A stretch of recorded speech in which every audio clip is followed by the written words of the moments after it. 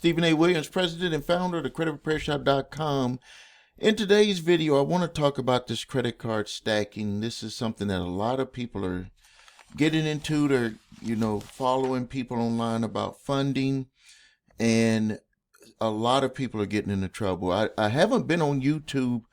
I don't think I made a long form video all of last week, and it's because we've been doing a little bit of some reorganization with hiring some more staff at the office and kind of getting a little bit more training and focusing in on helping people who are coming to us with credit card debt that they either need to get settled or they're being sued by collectors or original creditors who are taking them to court for credit card debt. But the number one thing that we're seeing when we have our conversations with these clients is that they were involved with credit card stacking to get funding for business. And a large number of them, I'm talking over 90%, if not 99%, I'm talking about high. They either bought into a business that had no proof of concept, it was not really a business, and they just ended up getting the money and paying a fee to the person who helped them get approved for the credit card stacking, that it was just a way that they were getting money. And this is a problem because what ends up happening is that these people end up holding the bag. I got one right here that we negotiated for husband and wife. Original balance for the husband, $265,996.74. Original balance for the wife, $154,997.08 on these debts that they ended up getting from stacking cards. Unbelievable, but things happen. We negotiated a settlement for the one that was $265,996.74. Negotiated a settlement with payment plans with a down payment $126,360. So if you look at it, $265,996.74, and you minus $126,360, that's $139,636 in savings. That's a big deal, and I hope that you think that that's a big deal. And if you could do me a favor, do like this video, comment, say big deal, whatever, because that's a big deal. This family, husband and wife, went to attorneys. They went to different debt settlement companies, and they didn't even come close to what we were able to get for them.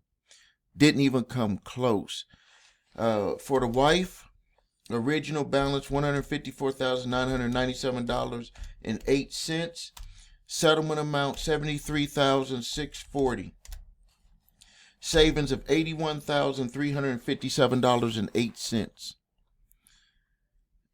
Total savings for this family. Total savings, well, I didn't even put that down. Total savings, I mean, you're looking at, they would have had $154,997, $265,996. We're talking about almost $500,000, $420,000 in debt. And a lot of these people who are falling into this had did credit card stacking, where they thought that they were going to get it, either buy into a business or that they were going to have a business or do some type of coaching program. And it ends up where they're the ones that's holding the bag with this debt. So what we see with these credit card stackings is people try to stay afloat, is that we've seen where people will start to open up new cards to try to do balance transfers, cash advance, minimum payments, and they think that they're buying time, but what they're really doing is building a lawsuit that's waiting to happen. In today's economy, that is even happening a lot faster. So here today, what I'm going to do is I'm going to break it down so you can know what to watch out for with this stuff, and then I'm going to let you know how we can help you if you find yourself in this situation. So today we're going to break it down. How credit card stacking turns into massive debt when original creditors sue you and when they might choose to sell the debt. The real delinquency data happening right now. So I'm not just making a video about the problem. I'm going to let you know how much prevalent this is in today's world with the data that I'm going to give you, and what you could do before the court papers show up, and then if you end up getting sued, what you could do after it shows up. So credit card stacking is when someone opens up multiple credit cards, often quickly, to access large amounts of unsecured funding. People do it for business funding, to cover personal expenses, consolidate debt, survive financial hardship. At first, it looks like it could be something that could work out. You know, they get 10,000 here, 15,000 there, another 20,000 balance transferred. But what they don't know is that they're actually stacking up debt, and there's going to be a time where all of this stuff is going to have to get paid. Like, no matter what, if you pyramid more debt on top of other debt, it's not going to make the payment smaller. It might look like it, it might seem like it when you consolidate and all that stuff, but it's going to have to be paid. And what people are running into is after when they can't stack anymore, they can't get any more credit cards. Nothing's going to work to be able to consolidate this debt. That's when everything starts rolling downhill and people start getting sued. So let's talk about what's happening nationally. According to the Federal Reserve and the New York Fed household debt data, U.S. credit card debt balances recently surpassed over $1 trillion for the first time in history. Credit card delinquency rates have risen sharply since 2023. Serious delinquencies, 90 days or more, are at their highest in over a decade. And younger people and stacked borrowers are being hit the hardest. TransUnion and Equifax reportedly showed that millions of accounts transitioning from current to 30 days late to charge off is up. Subprime and mid-prime stacking profiles default faster due to utilization overload. So basically what they're saying is that people who have these subprime and mid-prime profiles, which is below prime credit scores, are falling for these credit card stacking schemes a lot higher than people with higher income amounts or higher credit score amounts.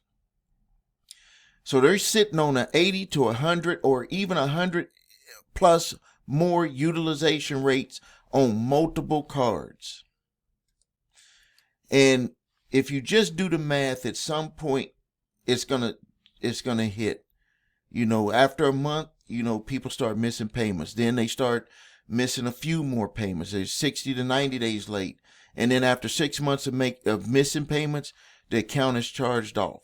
And when that account is charged off, regardless of what people are saying on YouTube, TikTok, whatever, when an account is charged off, it is just taking it into another category on their books. It's taking it off of the performing accounts and putting it on the non-performing accounts. It does not mean that the debt is forgiven. It means that the creditor can write that debt off their books, but then the collection process is going to start. Sometimes the original creditor is going to sue you. Sometimes they're going to package all of this debt up and they're going to sell it. Either way, a lawsuit is coming down the line because they're not just going to let it go. I've seen lawsuits for as low as $500 with what the credit card debt was. $500. So in the past, if it was, I wouldn't see a lawsuit unless it was $1,200 or more. Now I'm starting to see them for even lower amounts. Now, the credit card companies like Capital One, Discover, American Express, Citibank, Bank of America, they're going to hire an attorney to sue for their debt. They're not going to sell it. They're going to sue, hope that you don't respond. When you don't respond, you get a default judgment. They got 20 years to collect. They're going to go after your paycheck, go after assets and bank accounts. So because original creditors have the strongest documentation, that's the reason why they'll just maintain it. But some of the companies are not set up to even do this. So you'll see other creditors, Synchrony, you'll see even some of the times with Chase, depending on the type of credit card account that you have with Chase. But you'll see the other credit card companies, they'll sell off that debt to debt collectors, and then the debt collector is going to come after you for that debt.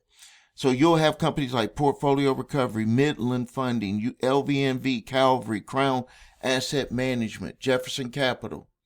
They'll buy these bundled up, charged off accounts, and then they'll try to go out, come after you for the debt. So the thing that we see with this stacking, though, and that was really kind of shocking to me, and what got my attention and what made me want to make this video, is that people were coming to us for help and they would get sued. And so we're like, okay, they need a summons response. But then they got sued again. And then they got sued again. I was like, okay, why are you getting all of these multiple accounts, credit card accounts? You're getting these lawsuits over, back to back to back to back to back. Did you have a medical hardship or something happen with the family? And then they would open up and say, well, I did this credit card stack and I pay, they got me $50,000 in funding and I had to pay them 20% from that. And then I was supposed to try to do the business or whatever, and the business didn't work. And I was like, okay, now that explains it. That's why you're getting back to back to back to back lawsuits. And so the consequences of not responding to these could be a judgment, regardless if it's an original creditor or debt collector. And I'm going to get into what you can do to protect yourself and to potentially get your case dismissed. But first, we need to understand the consequences, because if you understand the consequences, you won't procrastinate. You'll do something about it. So if a creditor or debt collector gets a judgment, it opens the doors for wage garnishment, bank levies, property liens, or asset seizure. They could take certain property that is not exempt. Judgments can last for 10 to 20 years. Now, all judgments can last for 20 years, but according to the laws in your state, they may have to renew it before the 10-year period, and in some states have a 7 or 8-year period. Once they renew it, then it can go get the extension to go to 20 years. The other consequence is that this stuff hurts your credit. Having these charge-offs will hurt your credit, and because there's not going to be a resolution that you could, turn around and do real fast, it damages your credit, and you're going to have to go through a process, and that process can take time. Especially one of the biggest frustrations that clients will have is when one of these companies has not determined what they're going to do or when they're going to sell the debt. They just have it packaged up to sell it. So even if you call them, they're going to say, we cannot settle this account. And let's just say that you're trying to go buy a house and you need to have that resolved. And the original creditor says, we can't take your money. We're going to package this up and sell it. That sale could take upwards of 1 to 2 years. That's why you'll get these lawsuits when the debt is like 1 or 2 years later. But don't worry, we can help you with that. But I'm just telling you that can cause a lot of frustration, So let's really talk about your options, because I believe that you want to avoid having a judgment.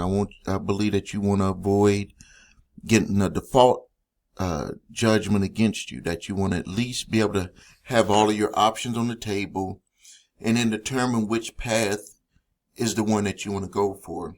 So what I mainly ask people, what we do at our office with Summons Master and the Credit Repair Shop, is we just want to find out, do you want to fight the case? Because when someone sues you in court, the burden of proof is on them. Not to say that original creditors would have an easier way to win, but we've been able to help people win cases even against original creditors. But it's basically comes down to you. A lot of people ask us, well, what should I do? What should I do? The decision is yours, because if you want to fight the case and have a chance to win, you have to be willing to respond and go through that process of turning in your response and letting the court process work. And there could be some fear with that, but you have to be willing to let the process work, and you have to be willing to go to court if your case doesn't get dismissed in advance. Now, if you don't want to have to go to court for whatever reason, you just don't want to go to court, then settlement might be the best option for you. And that's basically where the creditor's attorney needs to understand your situation to be able to say, okay, hey, we'll work out a deal with you. Sometimes they'll send offers to you, but if you can't afford them, or you just feel like you want to have opportunity to pay less, that is something that you should have that option of being able to submit the documentation to do that.